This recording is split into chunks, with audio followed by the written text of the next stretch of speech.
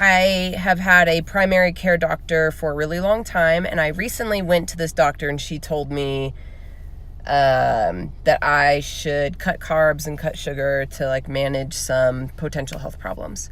What I wanted to do today is tell you how to advocate for yourself, because I just did it. And it was really cool and it was really powerful. So what I did was, one, I was not able to advocate for myself with my last doctor because it felt uncomfortable. I felt intimidated. And really, she's been my doctor for 12 years and we're friends. So I just was like, this is too muddy. So I got a new doctor. And the first thing I did when I walked into his office is I said, hey, I'm in recovery from an eating disorder. I don't want to be weighed. I operate as an intuitive eater and as a health at every size practitioner. This needs to inform our treatment, and it's really important to me that you listen to me as a client and that I have informed consent. And you know what he said? He said, I love it. So that was a really good sign. It was important for me to set the stage and expectations for my new practitioner. So here's how our appointment went today, and I hope this can give you some ideas as you advocate for yourself in the medical field. So today I went in to go over a bunch of blood work with my new doctor. And we were going through things one by one, and he's like, well, here's what we can do with this result, and here's what we can do with this result. And we got to one of my results, one of my numbers. And he said, what we could do is cut out sugar and have close to no carbs. And I said, that's not going to work for me. He said, why? And he started going off on a rant about inflammation in my body and how inflammation is the cause of all these things. And I said, number one, show me the research. And this took bravery on my part, standing up to a male doctor who has the power to give me access to medication and to give me results and to give me fair ethical treatment. So I have to acknowledge I have privilege as someone with an education in this field, and it took bravery and being assertive. So I don't want you to feel shame if you can't do this, but I want to give you permission to know I did it today and it went really successful. So number one, I said, hey, before you go any further, how are you justifying telling me to go on a low carb diet? Show me the research. He said, I can do that. I said, is it associative research? Is it cause and effect? I'm like, have you controlled for dieting? I'm like, and how do you justify the payoff of what you're recommending compared to the risks? And he said, well, what risk could there possibly be? I said, maybe the risk of relapse for someone with a history of an eating disorder. I said, how come you're not considering my history as someone with an eating disorder in this recommendation? And you know what happened? He said, you're right. He's like, I didn't. And I said, you need to do better. And he's like, thank you for challenging me. I said, you're welcome. I'm like, you can't just tell me to cut out carbs and sugar of my diet. And I said, look, I've done that before. I'm like, what you need to understand is what the research also says is the stress that comes from focusing on restriction and being hyper-focused on food is going to have impact on my health and increase inflammation. So any potential random positive outcome of cutting carbs and sugar on my inflammation, how do you know and how do you measure that that's right for me? And that's going to outweigh the risk of effing relapsing into anorexia, bulimia, but probably most likely for me would be orthorexic tendencies.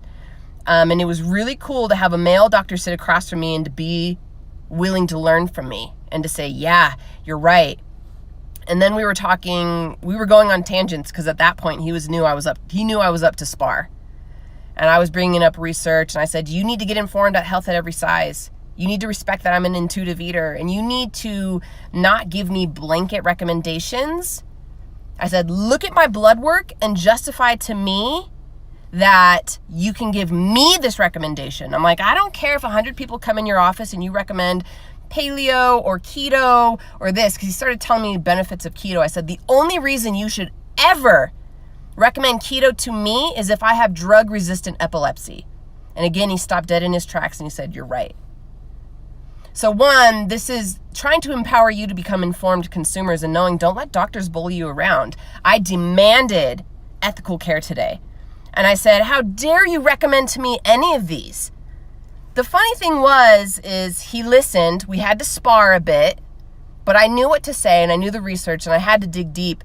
But towards the end, as he was going through my blood work, we did a ton of panels because I'm really trying to get some answers.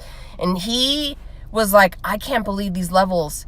He's like, people come in here and they say that they're clean eaters and they eat raw. And he's like, and I don't believe them because their blood work levels are, out the roof. He's like, but your blood work speaks for itself. He's like, I've never seen better numbers than this. For my A1C levels, for my hemoglobin levels, like my blood's perfect. My sugar levels, my insulin, my all that. And I said, you know why?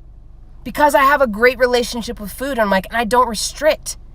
And I eat great. And I said, and I value health and I value wholesome foods and I value movement. But I'm like, I refuse to go on the ketogenic diet because you're saying it's good for people. I'm like, that's not true. I'm like, I don't have drug-resistant epilepsy. It's contraindicated. I have a history of an eating disorder. And that doctor heard me. He said, thank you for pushing me to do better. I appreciate this. He's like, I don't know everything. And I said, damn straight. And I said, I demand ethical care and I want it individualized to me. I don't care what you tell your other clients. Please hear me. And I said, it's important to me to be respected as a consumer and I want informed consent. And if you're going to recommend something to me, I want the research. Print it out. And show me how that's going to apply to a woman with my levels and my blood work and my history. I feel really badass right now and really powerful that I had to come on here and tell you about it because the last time I went to my doctor, who I have a long relationship with, I just kind of joked and shook my head and left, and I've regretted it ever since because I was like, damn, dude, I missed an opportunity to teach her. I missed an opportunity to stand up for myself and demand ethical care and informed consent. And I didn't share what I know. And I was like, you know what? Not only am I the expert on me and my history, I know what the hell I'm talking about.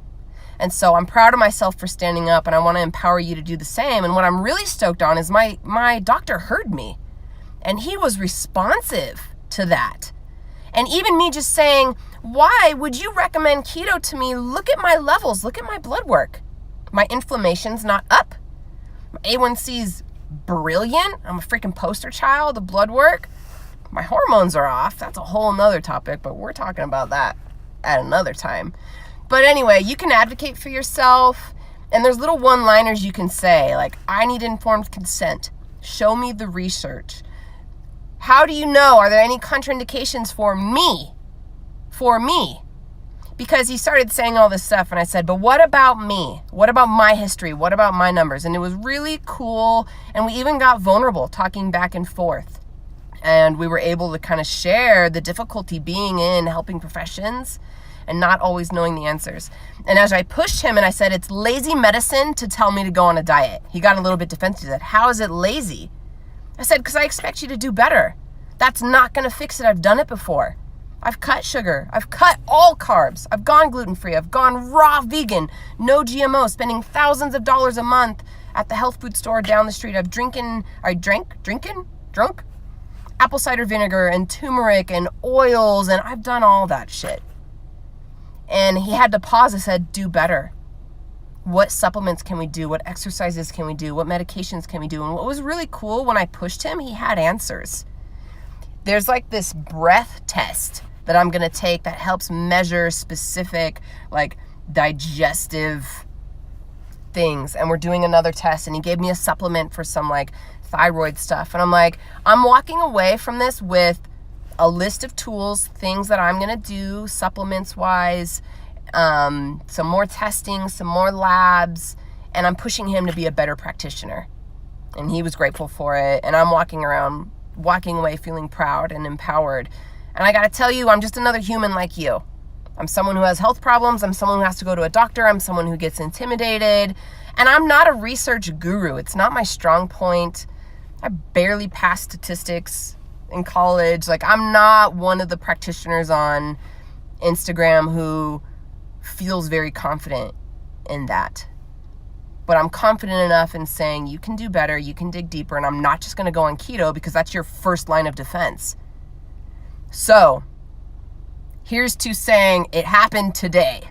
Real deal. I hashed it out. I was in there for like an hour battling this guy and hashing for ethical treatment. And it was really cool, and we left feeling like there's lots of good stuff to happen. So you can do it too. This doctor is a new guy, so I do want to say my old doctor who I've been with for 12 years, I didn't feel like I could do that. You know, like I knew her too well. We're kind of friends. We have a way of being.